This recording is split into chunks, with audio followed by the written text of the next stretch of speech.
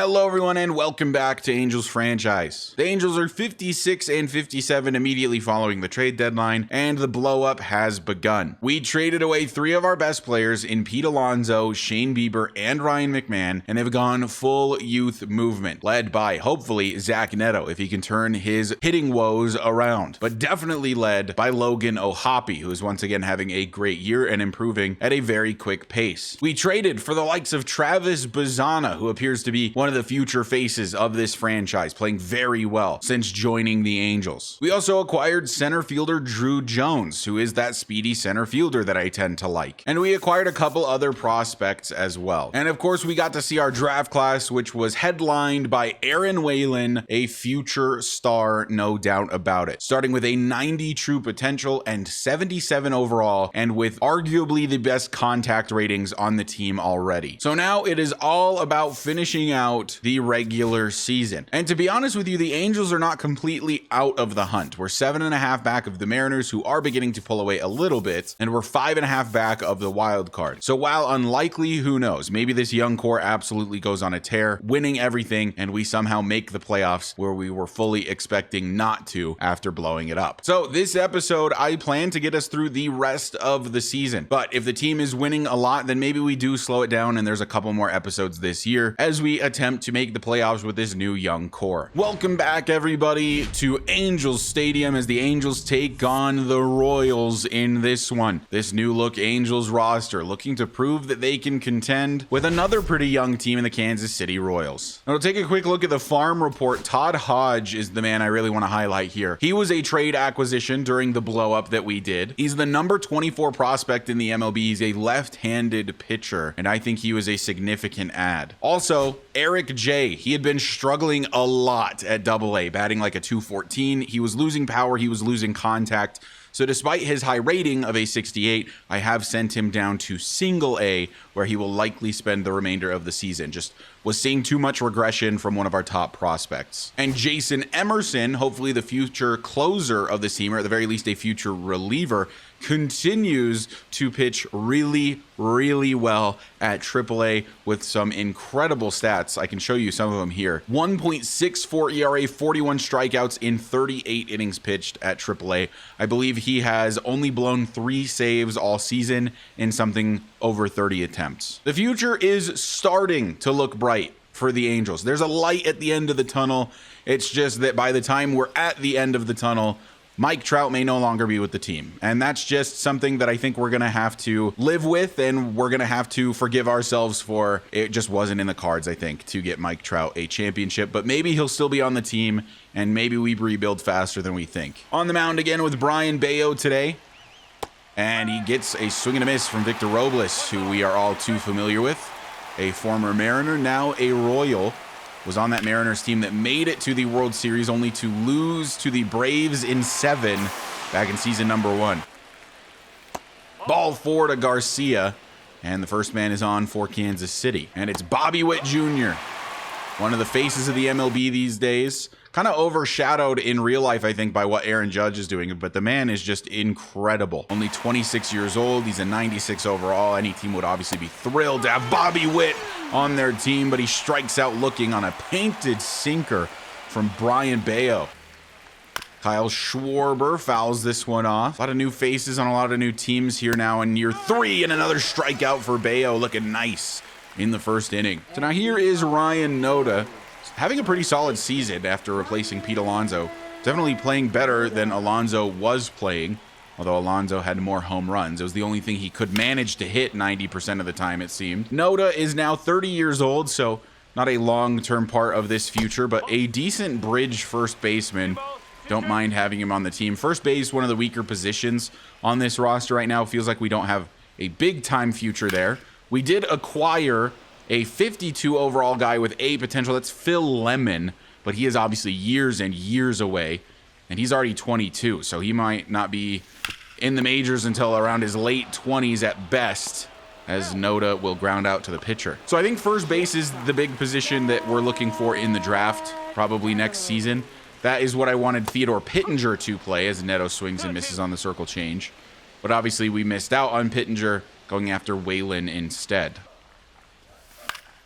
Logan O'Hoppe pops this one a mile high. O'Hoppe has cooled off a lot. Had his average around 290 at about the halfway point. Has not had the best sort of month since the All-Star break. O'Hoppe softly hitting to left, but caught out there in the outfield. I'm surprised these Royals are as bad as they are. They've got some solid players on this team, but they're even further under 500 than we are. And I definitely feel like their team is better on paper. I mean, you've got one of the best players in baseball in Bobby Witt Jr. This one gets past O'Hoppe, and the runner's going to be able to advance to second. Ruled a wild pitch, so leadoff runner is on second for Pasquantino. And this is going to get down in the outfield and should score the runner from second. An errant throw from Jones, chased down by Noda. We get it back in finally. The runner does not advance from first, but a run comes across for the Royals. And this is hit well to right center field, and that's going to get down on the warning track in front of Jones. Will the runner try to run from third? No, we get it back in too quickly. But that is a double with still nobody out for Bayo. Bayo in a 3-1 hole now to Massey. Leaves one hanging. It gets past Castro. Runner going to hold at third as Kerstead gets this back in quickly. Well, it was a great first inning. A bad second inning so far for Bayo. Nice sinker there. Leaves a slider hanging, and it gets hit to Kerstead as well. And now it is 3-0 Royals, nobody out for Bayo. Look at where he put that slider. I wanted that like way outside. Time already for a mound visit. Bayo struggling. He doesn't have the best stats this year either, but it's not horrible, as this one is finally going to be the first out of the inning. Valera tracks that down in right. Swing and a miss for Garcia. Gets away from O'Hoppe. That's strike 2. This is crushed into right center field. Valera lays out for it, but he can't get there. And Jones is going to have to chase it down. The runners did hold temporarily, but one of them is still going to make it home on the double. And it only continues to get worse for Bayo. But this time he will get Bobby Witt out. I mean, he's taking a sweet time deciding to throw that. Goodness. 2 gone. Kyle Schwarber, the man he has to face now. That should be a strike. Call the ball. We'll count to Schwarber. Don't want to give him anything he can drive. Strike 3 called below the zone. A makeup call maybe from the missed one, although the missed one was close. That one was not. We get out only 4 runs scored for the Royals. So now we need the run support, and here is Mike Trout. If you're curious, he is down to an 81 overall. The hitting attributes are still relatively good. He has decent discipline. He draws a good number of walks. Like, he's still an okay player and will likely continue to be for a while. Grounder back up the middle. Slight shift is going to work in the favor of the Royals, and Trout is out at first. Kerstead got one down the middle, right down the pipe, and he just pops it up to shallow left. George Valera gets a hold of the first pitch he sees. That is way out of here to deep center field. 420 for the new right fielder. Valera is an interesting guy on this team. He's 26 years old, a little bit older than you'd maybe want one of the future stars of this team to be, with the likes of Bazana, for example, being 24, and the other 26-year-olds being more established. But he is a pretty decent player. I could see him being a long-term platoon guy. Gets a hold of one here. Willie Castro will strike out on the 12-6 curve. Angels strike back. George Valera gets us 1. Swing and a miss. Bayo 1-2-3. Go the Royals, and he finishes them off with a strikeout, settling in the third. So a quick half of the inning in the third for both teams. We're on to the top of the fourth. Bayo will continue for now, unless he keeps placing pitches like that. So a walk from Bayo. Freddie Fermin on first with 1 out. That is going to be knocked down by Castro. Does not have the arm to make that kind of play from third, as it'll be 2 on with 1 out. And another one for the diving Castro. And he just has to hold on to it. Tried to go for the double play. He did not pop up fast enough. So everyone is safe. Now it is Bobby Witt Jr.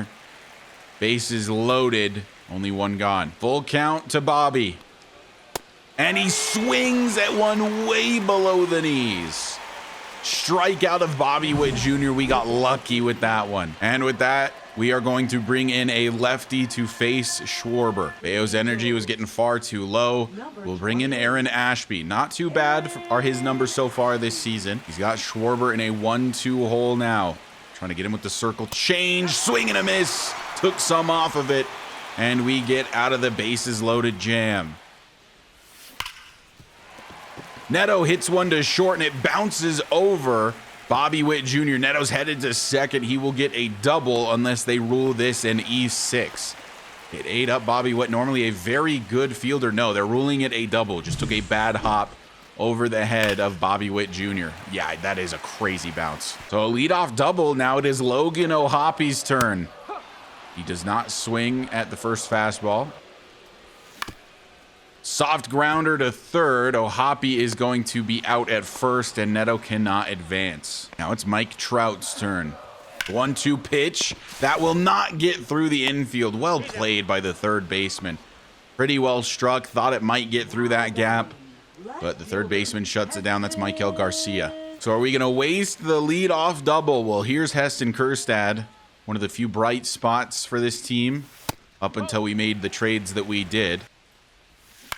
Kjerstad right back at the pitcher off the top of the bat. Only 81 miles per hour, and they get out of it. Leadoff base runner for the Royals in the top of the fifth. Aaron Ashby still the pitcher. That's going to be snagged out of the air by Neto. Gets it back to Noda, who is not on the bag. Full count to Cedric Mullins. Ashby's pitch swung on and missed. That sinker is nasty. Rounder to Neto. Throw on to second. And that'll end the top part of the fifth. So a good 1.1 innings of work for Aaron Ashby. George Valera gets a hold of one. The only one seeing Chris Paddock well. That's going to be an automatic double for the man who already homered earlier today. Valera, about the only person able to make good contact right now. Travis Bazzana is way underneath this one in right field. We'll see if the runner tags.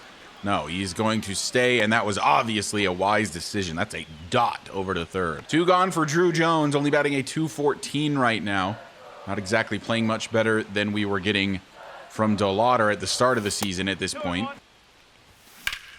Jones gets one to hit. This is pretty well struck to deep left center.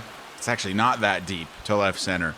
And that will end the fifth. Another leadoff double that amounts to nothing. So with Aaron Ashby's day over, we are bringing in Jose Quijada. This is a Kansas City lineup that has terrible attributes against lefties pretty much down the board is what I'm noticing. Swing and a miss on the circle change. Quijada starts with a strikeout. Grounder to Bazzana at second. Swing and a miss on the circle change again.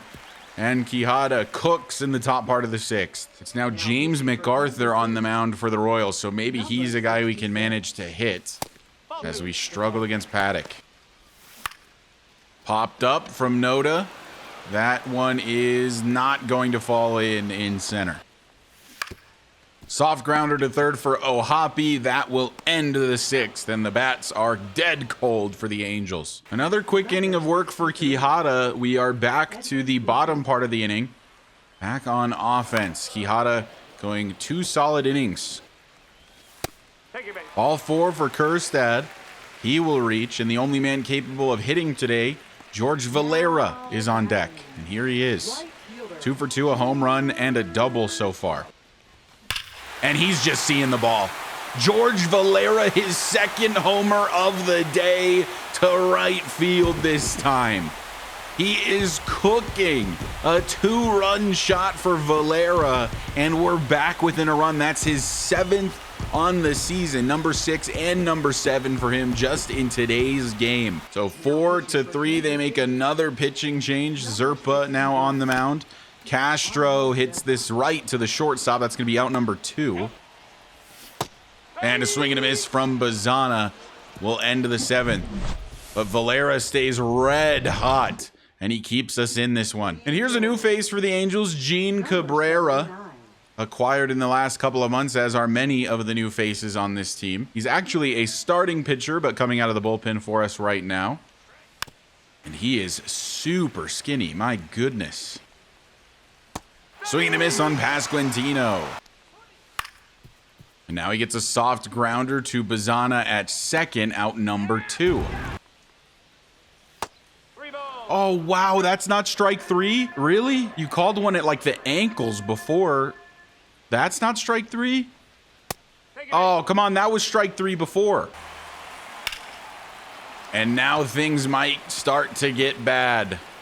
Runner holds at second. Jones gets it back in. Should be out of the inning. Strike 3 on Victor Robles, though. We get out of it. Yet another pitching change for the Royals. Carlos Hernandez comes on to try to set up their closer. Through Jones off the front part of the bat. That will not get down. 2 gone for Zach Neto.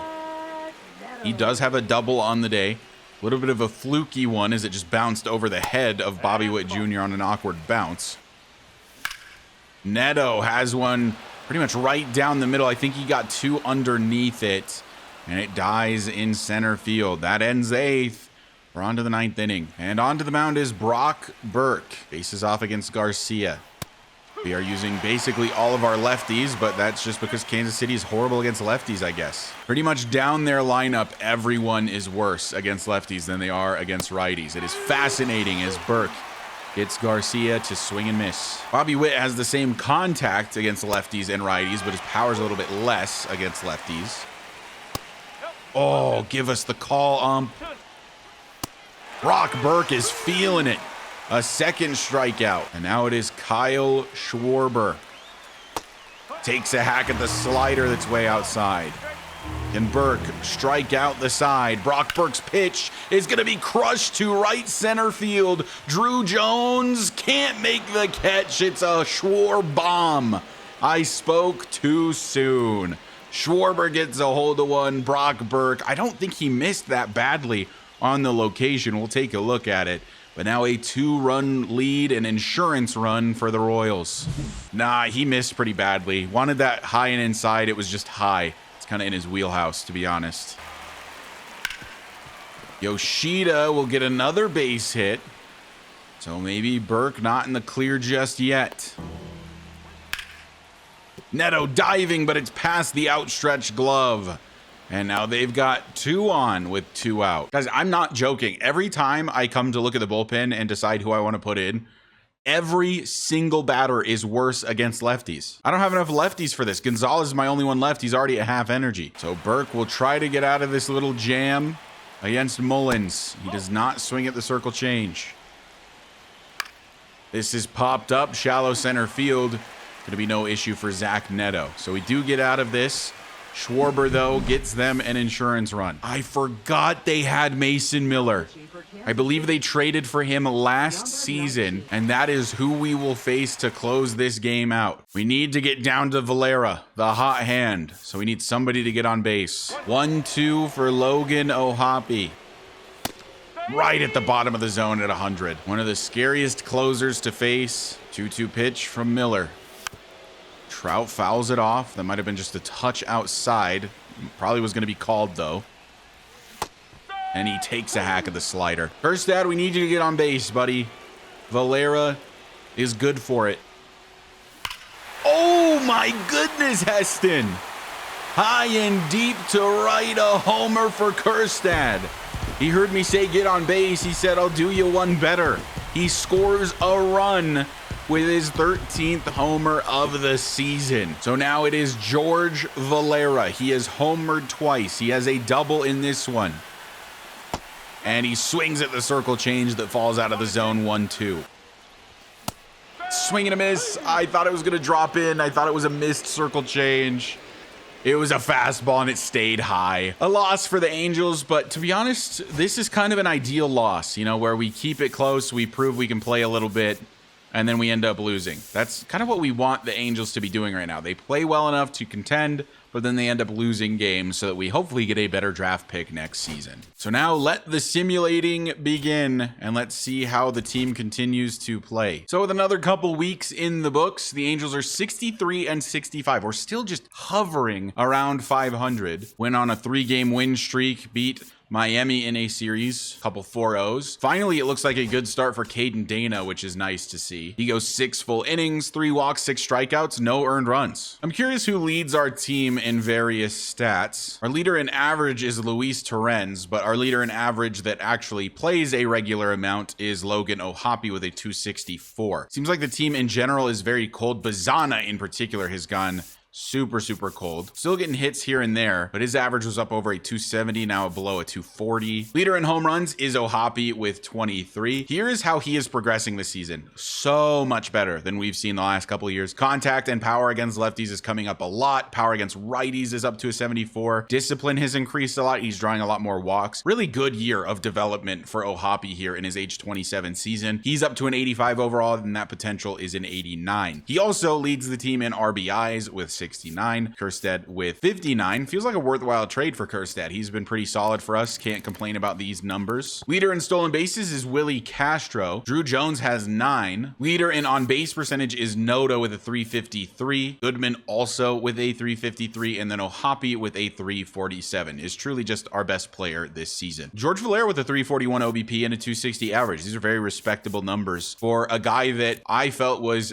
another type of bridge player. He might be playing his way into some significant starting time. Though next season we'll have Aaron Whalen, so it remains to be seen if he can even make the roster at that point. O'Hoppe, to no one's surprise, leads in slugging percentage. Kjerstad is up here as well. O'Hoppe leads in OPS with an 819. Noda and Goodman just shy of 800 also. Kjerstad with a 757. Torrens with a 745. Valera a 741. Trout still with a 728. His average is horrible with a 228, 312 OBP. Regressing a lot. He's now down to an 80 in terms of overall. I can definitely see him being the DH for another season. The hitting attributes are good enough to be the DH for another season. Don't really know past that though, but he is obviously on contract for a long time. For what it's worth, he has drawn the most walks this season with 60. O'Hoppe with 56, but Trout has also struck out the most. 145 strikeouts is good for first on the team by a lot. Castro in second with 104. Leader in doubles is also Castro, 27. Trout and O'Hoppe with 24. Leader in triples is Trout, Bazana, Neto, each with 3. Kind of impressive for Neto, considering he has not been with the team for most of the season. Average is back down to a 209. His contact's regressing again. I just don't know what to do about Zach Neto. His average versus righty pitchers is a 206. Average against the lefties is a 222. I find that interesting, considering his contact and power against righties is increasing, but his contact and power against lefties is kind of tanking. I don't want to send him back down this season, because that's just going to waste a player option, which it's surprising that we might need those next season if he just continues to play poorly. I don't know what to do about Neto. I think there's maybe even a world where we trade him away and just get like some big time assets in. I'm really not sure. You've got to think he will turn it around eventually. He was so good in year 1 for us, had the best year of his career, and then has just been bad since. Here are the pitchers as well. Bayo has pitched the most innings. His numbers are not ideal, but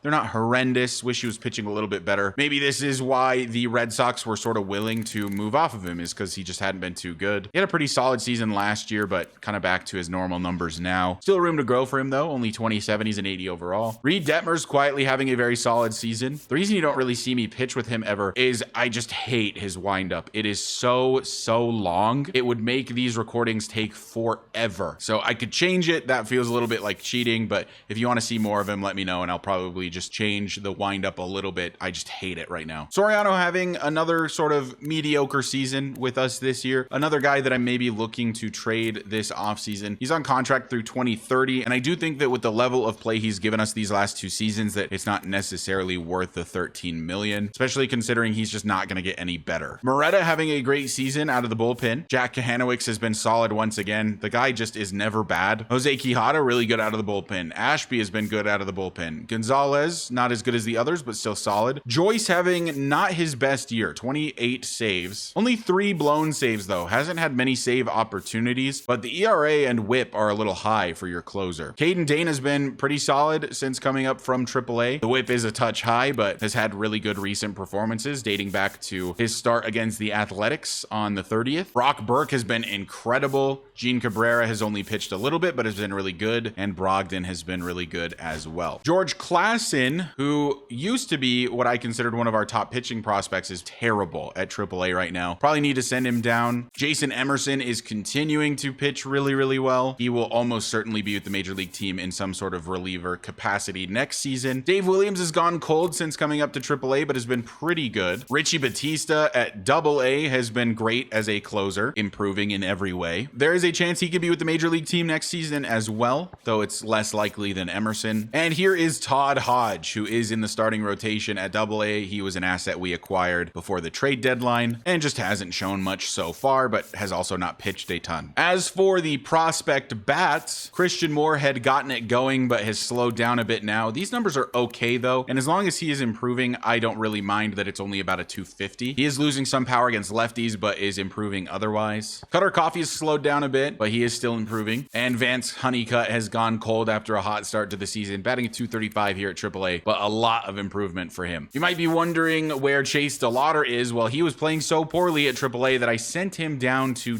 AA, and he is dead cold there as well. Not sure what the situation with DeLauder is, but the guy just does not play well for us no matter where I put him. So a little bit more losing in another week simulated an 0-12 loss to Houston, a bad performance for Caden Dana, and a series loss to the Rockies, who are 49 and 85 so far this season. Here's an updated look at the standings. We're still only 8.5 back of the Mariners, who just cannot seem to pull away. And in the wild card, we are 10 games back. The AL Central is led by the Tigers at 80 and 54. The Twins are very close, as are the Guardians, only 5 games back. The East is led by the Rays, a game ahead of the Yankees right now, and the Red Sox are in contention as well. NL West, the Dodgers running away with it again. Diamondbacks not super far behind, 7.5 games back. In the Central, it's the Reds leading the way with the Brewers 7 games back. And in the East, the Phillies are running away with it. The Mets and the Braves have fallen under 500 and looking unlikely to make the playoffs at this point. We are now to the end of August, the beginning of September, and it is time to do September call-ups. One of the men I am bringing up is Jason Emerson. He's going to get his shot as a reliever to end this season. I think he is more than ready. His attributes are all very solid down the board, and I think he should get his chance at the majors to end this season, and then likely just stay up with the team next season. I am genuinely having a hard time picking who I want to be the bat to come up to the majors, to be the 28th man on the roster. I think everyone's mind probably immediately goes to Chase DeLauder. He's playing horrendously at AA right now. Could be Vance Honeycutt. He's playing pretty well at AAA, but I don't really see a point in adding him to the 40-man and just burning one of his minor league options. So I think the man I'm calling up is second baseman Kyron Paris. It is his final minor league option. I don't mind that. He is now 25. He'll be 26 next season. It's time to see if he can be a permanent part of this roster or if we do need to probably trade him away, which is looking increasingly more likely with the addition of Travis Bazzana. But Kyron Paris, welcome back to the majors. You'll be with us for the rest of the season. But you know, of course, I had to see the debut of Jason Emerson, one of the first picks in the series, a closing pitcher now playing reliever for the Angels. I think he actually did pitch in that Red Sox game, but it's his channel debut at least. You can see, of course, he throws a 4-seamer, a 2-seamer, and a slider. It's an interesting pitch mix. He doesn't throw anything particularly hard either. So I don't know exactly how well he's going to work at the majors, but we'll see how it goes. I think he's ready. And that is past Castro's glove. And he'll give up a base hit to Stott. This is popped way up in the infield, Noda underneath it, and there's the first recorded out on the channel for Jason Emerson. Runner takes off, O'Hoppe, strong throw, not in time. This is a great jump from Stott. I'm realizing as well that Emerson's release is kind of slow, so that might be something that is an issue for him. People might run on him pretty regularly. Nice snag by Noda there at first. And now it is Bryce Harper. And similar to Trout, he is regressing like crazy. He is a year younger than Trout, but has dropped down to an 85 overall. The hitting is still very much there, especially against righties, in terms of the power at least. Discipline and clutch is still there. Still a very capable player, just not as good as he once was. This generation of players, Trout and Harper, are about ready to retire. I actually wouldn't be entirely surprised to see Trout retire at the end of this season. I know I said that last year, but it really at this point just would not shock me if he does it after any one of these seasons. Strike 3, he got Harper swinging, so at least the rookie can say he struck out Harper at one point in his career. The Angels are being no hit. Oh my God. I just jumped into the middle of this one. Zach Wheeler is pitching a no-no right now. Can I break it up with Willie Castro? Well, that was not hit very well. So evidently not. Travis Bazzana average has dropped all the way to 221, has really fallen off. Fouls off a sinker. It's only a 1-2 count, but there's been a few fouled pitches from Bazzana, so a solid at-bat so far. Make Wheeler throw more pitches. He's only thrown 55, and we're in the top of the 6th. And a swing and a miss from Bazzana as Wheeler keeps dealing. Sam Hilliard playing in center today. Drew Jones getting the day off. He has been struggling against right-handed pitching, but it seems like everyone on the team is struggling versus Wheeler. And that's 3 up, 3 down. I'm sorry, what are these stats? 244 innings pitched last month? Oh, that's just the Angels in general. I thought they were saying these were Jason Emerson stats. Like, that doesn't make any sense. We'll let him try another inning. We'll see how it goes. This is blooped into center. Hilliard's not going to make it there in time, and that is a base hit. Emerson does actually have pretty good stamina for a reliever. It's in the 40s, which is a bit higher than you see typically. So he could probably be a long reliever next season, where I think Joyce is still very much the obvious closer. Emerson is about 10 overall points behind him, and that's going to have to be Emerson's last batter faced, as he is getting tired and giving up base hits. So back to quick managing. I'm curious if the team is going to be able to break up the no-hitter. 3-run shot for Bryson Stott. It's 8-0. Goodness gracious. Okay, a walk. So at the very least, it's not a perfect game anymore. I don't know if it was. I think it was. I think he had faced the minimum. Neto strikes out. Ohapi strikes out. Trout singles. He's broken up the no-hitter. Let's go, Mike Trout. But, I mean, obviously, this game is over. Another bad outing for Caden Dana. Not great. So, after this 1-9 loss to Philly, went ahead and simmed most of the rest of September. A lot of losing going on for the Angels, which I think is more what we wanted anyway after the blow-up. 72 and 84 were obviously just fully eliminated at this point. Mariners have clinched. The Rangers, actually, are also eliminated. They will not make it back to the playoffs. Tigers, Yankees, Guardians currently are the wild card. The Red Sox 3 games back. It's looking unlikely with only about 6 games left. And also, the AAA and AA seasons have just ended. So let's just see how some of our top prospects performed this year. Andre Dolan, he was at single A, so there's no actual stats to see, but he has improved to a 64. I do think that his attributes are now probably ready to perform at AAA at this point. The pitching clutch is obviously still a little low, but everything else is starting to get up there. Maybe one more season at single A. Obviously, he would develop faster if he's playing well at AA, but he would have to play well at AA, and I'm not entirely sure he can with these attributes. Richie Batista is up to a 70 overall. I think at the very least he'll be at spring training next year. Here are his stats from this season. 42 saves, 6 blown saves, 2 holds, 64 innings pitched, 3.2 ERA and a 1.09 whip. Just, you know, really solid numbers, a 1.5 WAR. Not too bad for Richie Batista. Yeah, I think he will be up with the team for spring training next season. Whether or not he makes it, still up in the air. He's got decent attributes. I think he can very much be on the team, but we'll see how he actually performs in spring training. Orville Samuel was at single A this season as well. His attributes are just nowhere really close to being able to play at AA or AAA. He's up to a 54 overall, saw some good progression this year. Todd Hodge, our new trade acquisition, he's up to a 69 overall, bordering on being ready for the majors, but he'll likely be at AAA or AA next season. Eric J, I sent him down to single A for the remainder of the year, and it seemed like that was the best decision. He lost some contact against the lefties prior similar to that, and now he's got a +7. So a significant boost for him. Definitely getting better. I don't love the fact that he was playing so poorly at AA and at AAA, but hopefully it goes a little bit better for him next season. Jason Emerson, you've seen him, of course, now with the major league team. Reggie Jenkins up to a 54 overall, still just years and years away. Dave Williams, he's a 73. He could possibly compete for maybe that 5th starting spot next season. I think he might be ready for that. He's now 23 years old. An interesting quirk to have for a starting pitcher where he performs better when his team is behind, meaning that he would have to lose the lead to then perform better, which is just a bit of an oxymoron, it feels like. But these are decent attributes. Maybe we leave him at AAA for one more season. There's not a huge rush here. I don't really expect that we'll be contending at all next year. So I think at the very least, we give him some time at spring training and start that 3-year clock. I think he's definitely ready within the next 1 to 2 seasons. Nicholas Diamond is an interesting one. Had a pretty good season at AAA. These are solid numbers. Pitched a lot of innings. The thing about him though is that pitching clutch and home run per 9 is so bad. So despite the 74 overall, I just think he would get crushed at the majors because of the bad pitching clutch, because of the bad home run per 9. Pitching clutch, luckily for us, did come up by 3 this season, but I think next year he needs at least another year at AAA. He's only 18, so it's even less of a rush for him than it is for Dave Williams, who is 23.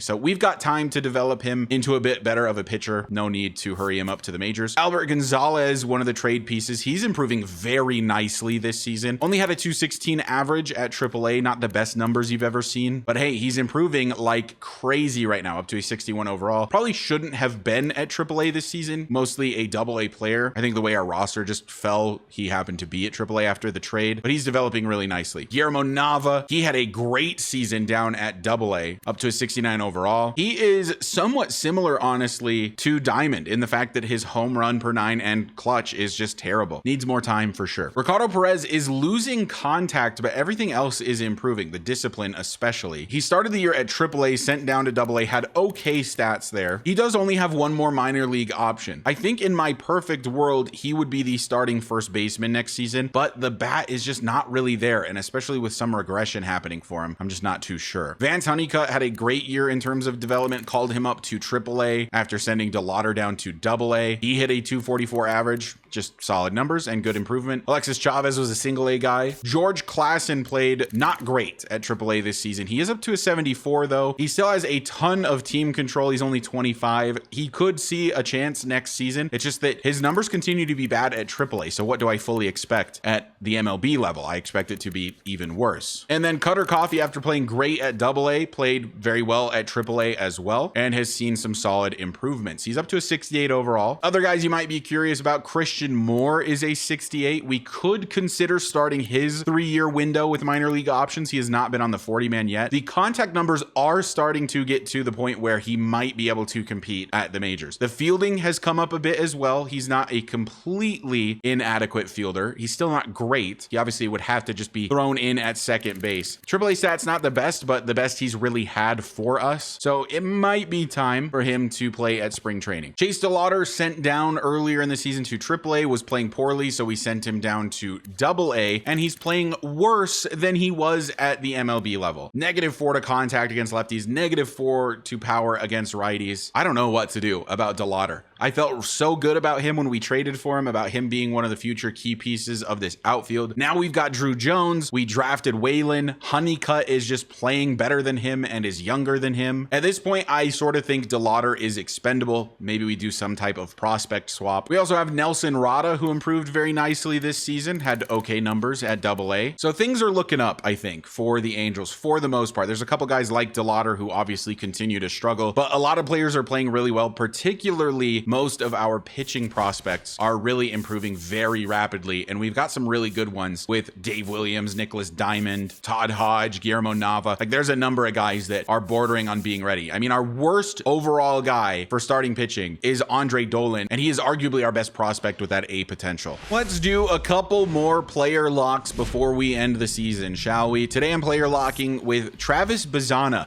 When we traded for him, he was crushing it, batting around a 277 for a good chunk of that first month we had him. And now his average is all the way down to a 208. He has really struggled. In fact, he has a -1 to one of his contact ratings. All I can really say is that I'm glad the season's about to end for Bazana, because I do think that that contact would just get worse and worse if it didn't, as he continues to struggle. But like I mentioned, 89 true potential for Bazana. Hopefully he can get his numbers up. He's obviously on a bigger leash than like Neto, for example, because he's 12 overall points worse. Neto, by the way, has brought his average up over 220. So things are trending in the right direction for Zach Neto. Oh my goodness, things are trending in the right direction for Travis Bazana. A perfect is into the seats here in Anaheim. And it's a homer for the young second baseman. Only his 5th on the year. Didn't I hit 2 with him earlier in the season? So I have 3 of his 5 home runs. So 3-2 for the Angels in the bottom of the 4th. It's Jose Soriano, as you saw on the mound for the Angels today. That was a hanging fastball. Please crush that next time. You can also take the low 200 average with a little bit of a grain of salt for Bazana, because he was not playing for the Guardians before we traded for him. This is well struck to deep right center field. Did I get another one? Bazana back-to-back homers. So when we take control of Bazana, the power comes out. I don't know why, but he only hits homers when I'm the one pressing the buttons.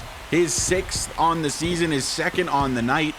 We've gotten Bazana going. But what I was saying for Bazana is the fact that he's only played, you know, a couple months, maybe 3 at this point of the season. His numbers are going to be a little bit more skewed. Like, they fluctuate a lot more. Like, he was batting a 208 coming in. That first home run brought him up to a 211, and now he's at a 214 with the second one. So his numbers can fluctuate pretty easily still, just because he doesn't have as many plate appearances as other guys. He also doesn't have big time power. I don't know why it's been so easy for me to hit homers with him. That possibly is going to be a single for Bazana. Can he beat out the throw to first? No, he can't do it. His first out of the day. Michael Tolia is on the Giants, huh? The Rockies really blew it up. So Bazana up at least one more time. Bottom of the 9th here in Anaheim. 4-4 tie. And we've got Kjerstad on second. A base hit would win the game for Travis Bazana. That is called a ball. My goodness. His average with runners in scoring position is 147 this year. The clutch is a 62, so it's not that bad. But I mean, it is higher than either of his 2 contact ratings. So I'm surprised that his average with runners in scoring position is so poor. 2-0 count for Bazana. That misses. 3-0 for Travis. George Valera is on deck. We've seen how well I hit with him this episode. Bazana gets one to hit, but hits it right to the center fielder. And Kjerstad will have to hold at second. And the Angels lose to the Giants in extra innings. Ben Joyce with the loss, huh? Did not allow an earned run, had 2 strikeouts, 2 innings pitched. So apparently I'm pretty good at hitting with Bazana. I actually do like the timing of his swing a lot, but he had not been simming very well. And to finish off the season, I did want to do one last player lock with Mike Trout, just in case. If he does decide to retire, I figure we should show him off one last time. Down to an 80 overall. I actually haven't checked in a little bit. It might even be below an 80 at this point. It's also the last start of the year for Caden Dana. Numbers are better than they were when we let him start last season, but still not great. Would love for that to come down a bit, but we got to give him some time. I think he is officially ready, though, to be a official part of this rotation of 5. And here is Mike Trout. Let's see, is he down below an 80? No, he is still an 80 overall. The power in particular against righties has really stuck around. Still an 87. Discipline's still there. I mean, he's definitely nowhere close to the player he was, but I don't really feel bad about him DHing next season if he does stick around. I think he's more than capable. And on the bright side, he managed to not get injured this year. He had one very minor injury in the middle of the season, but has otherwise been healthy all season, which is excellent. It's unfortunate that his numbers were not as good, but managed to stay healthy. I think a lot of that has to do with the fact that we have completely shut him down on the base paths. And will he be able to beat out the double play? Well, this one, actually, we're going to stay at first. We're going back. I was going to run to second, but it did not get into the seats. And E6 keeps everyone safe. It also wasn't even a double play opportunity. Kjerstad lines out to first. And that is the end of the inning. So a good couple of innings for Caden Dana after giving up 2 in the first. Runner on first and second for Mike Trout now against Corbin Burns. Oh, he left one down the middle. I felt like I had to take a hack at it. I think I was early on that. Yeah, I was way early. Last 3 games, Trout is batting a .455, and I'm about to ruin it. I've struggled to hit with Trout, I feel like. Obviously, we haven't seen a ton of him in this series with all the injuries, but I really only ever hit home runs with the guy. The cutter, wow, that broke a lot. I strike out on it. Ryan McMahon just hit a 3-run homer. Oh, that hurts even more than usual. So now it is 6-0 for the Diamondbacks as McMahon punishes us for trading him away. Trout, a little dribbler over to short, and that is an easy out number 2. 3-run shot for Ryan Noda. It's 7-3 now as we're into the 8th. Another appearance for Trout could be the final one for him in the series. I really don't expect him to retire. I just wouldn't be surprised if he did. He's still an 80 overall. He'll probably stick around. Swing and a miss on the sinker.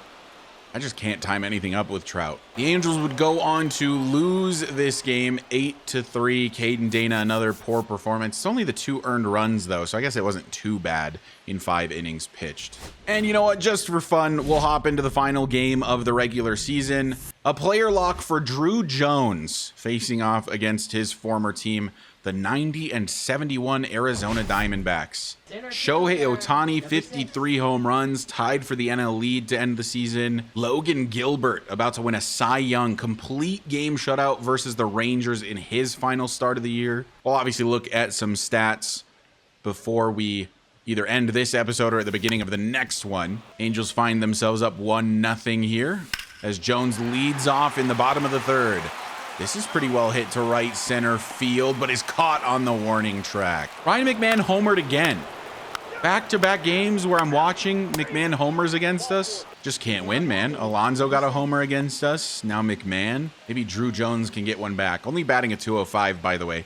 Not great numbers. Oh, maybe I did get one back. A perfect off the bat of Drew Jones. And he gets one back against his former team. McMahon gets one against us. We give it right back. The crack of the bat on that one was insane. Only the 3rd home run on the year for Drew Jones, and the Angels add a run to the board. Back to the plate for Drew Jones. Bottom of the 8th, still down a run. And I hit another bomb to tie it. Oh my goodness, Kyle Nelson. Interesting windup. Why am I swinging at that? I guess it did touch the top of the zone. Popped way up. Should be no problem in shallow right for the second baseman. Out number 1. And that will likely do it for our season. 3-2 is your final in this one. Another loss for the Angels. And season number 3 is officially in the books. So I think like we did last year, I am going to show the recap to end this episode, and then we're just going to get right into the off season for the next episode. So let me go ahead and sim through today's date so that the season is officially over, and we will take a look at stats. But here's the playoff bracket to start. You've got San Diego, Arizona, divisional matchup in the wild card over there. Cincinnati and Milwaukee. Dodgers and Phillies are the top 2 teams in the NL. In the AL, you got Detroit and the Yankees, and then you got the Mariners and the Guardians. Winners will move on to face Tampa Bay, maybe a surprising 2 seed, and Minnesota finally putting things together. So here are our player stats. Hoppy ends up with the most hits, and I'll just quickly scroll down and see if anything really surprises us. Leader in home runs, Trout and Hoppy each with 27. I'd love if Hoppy could get up over 30 in one of these seasons. Looks like he is closing in on that. Leader in RBIs, Hoppy with 84. Kerstad with 80, a pleasantly surprising season from him. Willie Castro, for what it's worth, did finish with 62 RBIs. Our leader in average was Hunter Goodman. He did not play a ton. Logan Hoppy with a 262. George Valera with just under a 260. Kerstad 256. Noda 251. Ryan Noda played very respectably. The game always does this to me where it calls up Ricardo Perez after the season ends. So unfortunately, I don't get to see Kyron Paris's stats. Perez was just not with the team, and that is obvious by his 0 stats. Leader in on-base percentage was Hunter Goodman, which, speaking of which, I know that he obviously didn't play a ton this year, but he could easily, I think, be the first baseman for us next year. He is only 27. He'll be 28 next season. He's a solid player. Contact against righties is not great, but the power is very good against either. And his clutch is decent. So he kind of screams like a 4-hole hitter to me. He's obviously not a great fielder. I know one of his secondary positions is catcher. There's no chance I am letting him back there. Noda with a high OBP at 354. Ohapi 344. Valera 331. Kjerstad 325. Trout a 314. Leader in slugging percentage is also Goodman in the limited time he played, but then the real guy is Ohapi, and then Noda, Kjerstad, Trout. A lot of the same guys you're seeing here at the top. OPS leader, Goodman with an 839. Ohapi 803. Noda just shy of an 800 with a 799. And again, it's just a lot of the same guys. Leader in walks, Trout drew 74, leads the team in walks. Ohapi with 70, but Trout also led the team in strikeouts by a mile. 183 strikeouts for Mike Trout. Leader on the team in doubles, Trout and Castro with 33. Ohapi only one behind with 32. Kjerstad, Neto 26 and 23. Leader in triples, Neto with 5. Castro 4. Trout 3. Bazana 3. A couple of other guys with 2 and a couple guys with 1. Fielding percentage, Luis Torrens did not play a ton this season. Obviously just a pure backup to Ohapi, but did not have an error. Ohapi was electric this season behind the dish. A 997 fielding percentage. Had 5 errors all year. George Valera was really good in the outfield. Obviously didn't play the whole year, but was good when he was out there. Drew Jones was fantastic. That's not surprising. He's a great fielder with good speed. Ryan Noda was fine. And then here is everyone else. Nobody else was absolutely horrendous. Kjerstad with a 971. Not ideal, but could be worse. Leader in WAR, Ohapi with a 5.3 was our best player in terms of WAR by a lot. 1.5 is the next highest with Valera. Noda 1.3. Castro 1.2. Neto, for what it's worth, despite the bad average, despite the bat not really being there the last couple of years, 1.1 WAR. The only guy with a negative WAR was Gabriel Arias, who did not finish the season with great numbers. As for our pitchers,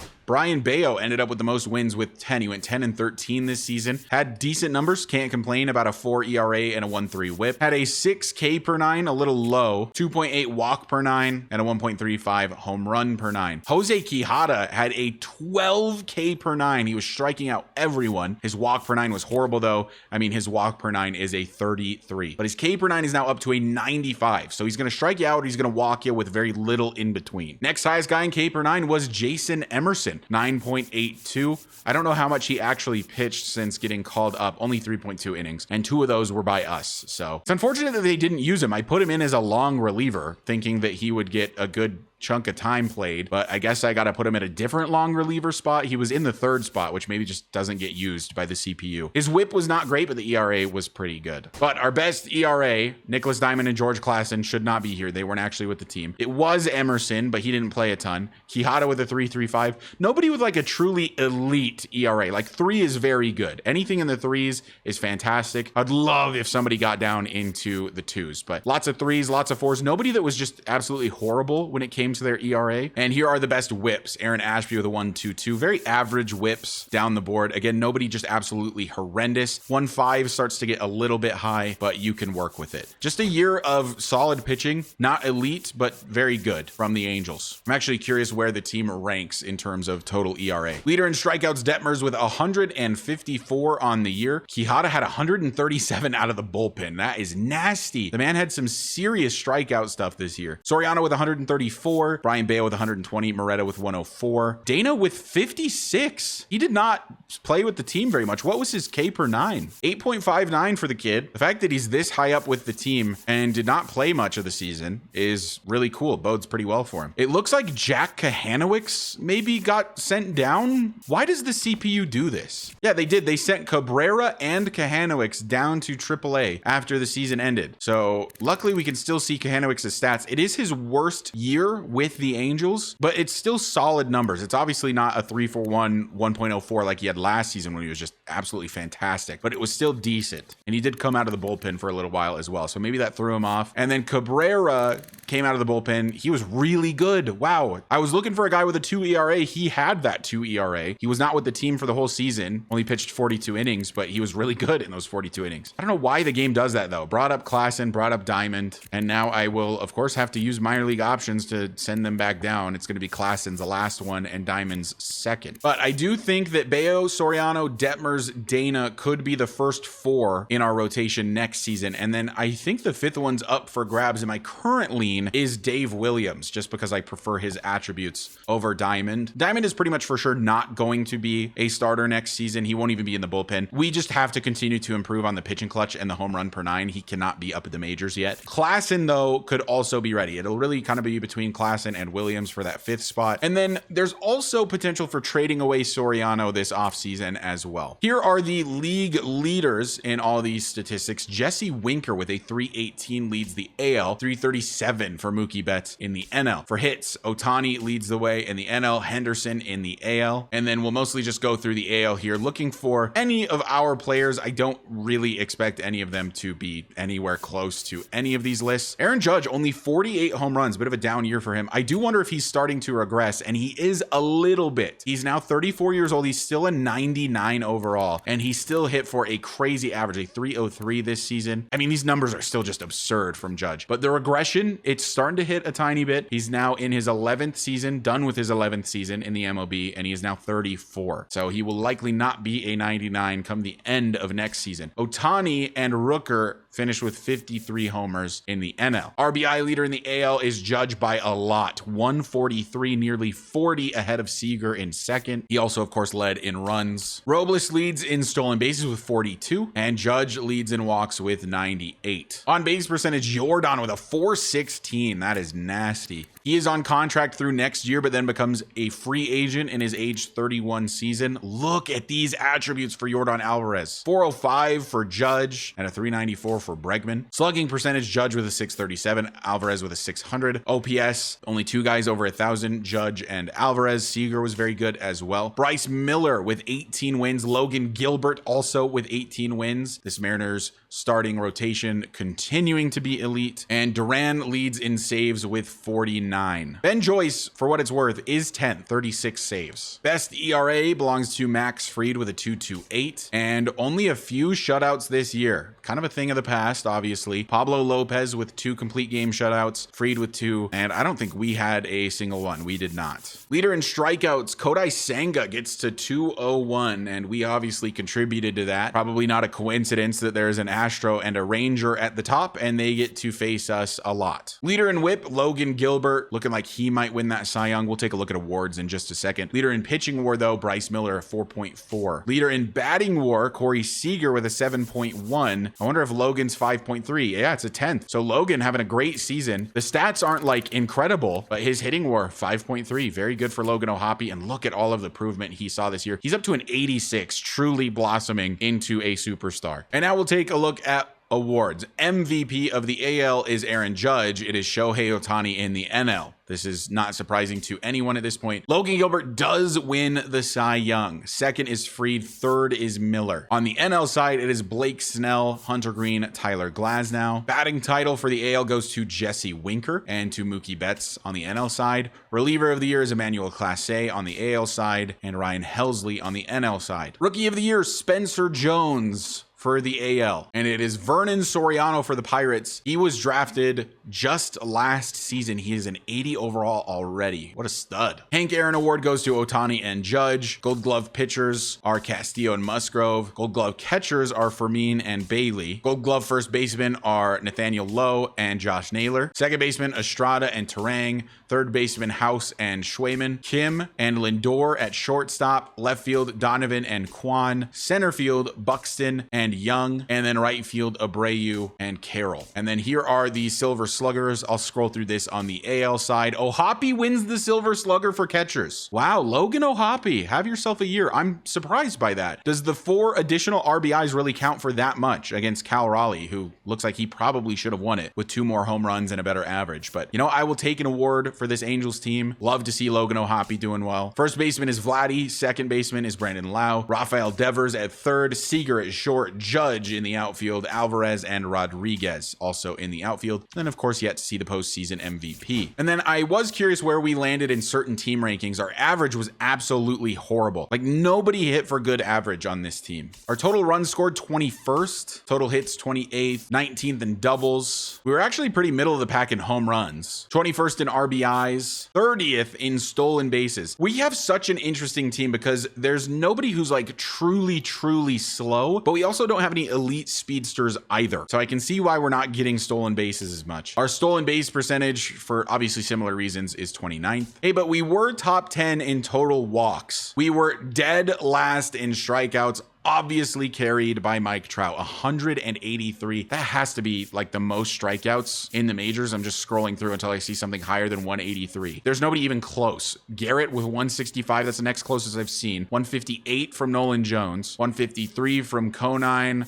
Yeah, I think Trout led the majors in strikeouts. Oof. Slugging percentage, we are 24th. On base percentage, we are 25th. We draw a ton of walks, but we don't hit for a good average, so our OBP still sucks. We were fairly average, slightly below average in fielding percentage, and we were right around average in total ERA. So an average to below average team, mostly below average, obviously. And here's a look at the final standings before we move on to the playoffs. Mariners winning the AL West. Twins winning the Central. Wow, tied with the Tigers, both 95 and 67. Guardians made the playoffs at 90 and 72. And in the East, it is the Rays, 4 games ahead of the Yankees. The Red Sox missed out on the playoffs. And then it was the Tigers, Yankees, Guardians in the wild card. In the NL, Phillies run away with the NL East. Mets end up finishing below 500. The Reds and the Brewers both make the playoffs out of the Central. And in the West, it is the Dodgers, the Padres, and the Diamondbacks yet again, all making the playoffs. The Rockies finish 60 and 102. I think that's like their 4th straight season now with 100 losses. Another team though with 100 losses was the Astros. How do you have Yordan Alvarez and you lose 104 games? We finished 74 and 88, which is actually good for 3rd in the West. Insane. Only 3 games behind the Rangers. So Detroit escapes the Yankees in the first round, and Seattle moves on to face Tampa Bay. Arizona beating the Padres, and it is still 1-1 between Cincinnati and Milwaukee, but Milwaukee will move on. And you've got Detroit and Tampa Bay in the ALCS and Arizona and Milwaukee in the NLCS. So both the Dodgers and the Yankees do not make it, and neither do the Phillies. The only one of the top 2 seeds on either side to make it to the CS is Tampa Bay in the ALCS. Otherwise, a lot of upsets. I'm rooting for Detroit personally. And Detroit 4-3 over Tampa Bay. They make it to the World Series. They will face the Brewers. Now, this Brewers team went out and got Brent Rooker, which is obviously looking like an incredible trade. Also have Contreras, Peralta. They have a lot of just really good players. This is a solid team. They do still have Yelich, but he tore his labrum and will miss the World Series. He is now 35, has dropped to an 83 overall. They did, of course, trade away Mariano Velasco. He's actually the top prospect in all of the majors, and he is now with the A's. In order to get Rooker, they had to give up some serious talent. And you know the Tigers are a young and very talented team, but they are without Skubal, who of course I believe signed with the Mets in the offseason. So their top guy is Flaherty, who is actually injured right now as a neck sprain. So they'll be without him for at least the start of this series. Dang, on paper, the Brewers I think are a much better team. And in 7 games, the Detroit Tigers are your World Series champions. So despite probably being the worst team on paper, losing your ace in Skubal last offseason, they get it done this year. And I bet Skubal's regretting leaving now. And now we can see that the World Series MVP was Riley Green, batting a .381 with 2 home runs and 3 RBIs in the World Series. And he was also the postseason MVP, .296, 5 homers, 12 RBIs for Riley. The NL postseason MVP was Garrett Mitchell. And there you have it. Season 3 officially in the books. Playoffs are done. Our season's done. And I think the future is looking a little bit brighter for the Angels. Going into this offseason, I think the plan is to maybe secure some more young talent. Talent like Bazana, who is ready to make a major league debut with hopefully high potential. We have a couple more guys that we could maybe trade away, but basically we'll just see how things go. Thank you guys so much for watching and for the continued support. Shout out as always to the channel members for continuing to support me. If you find yourself coming back on the regular and you aren't already subscribed, go ahead and hit that sub button for me. It does help me out a lot. I'll see you guys in the next episode where we'll do the off season to head into year number 4.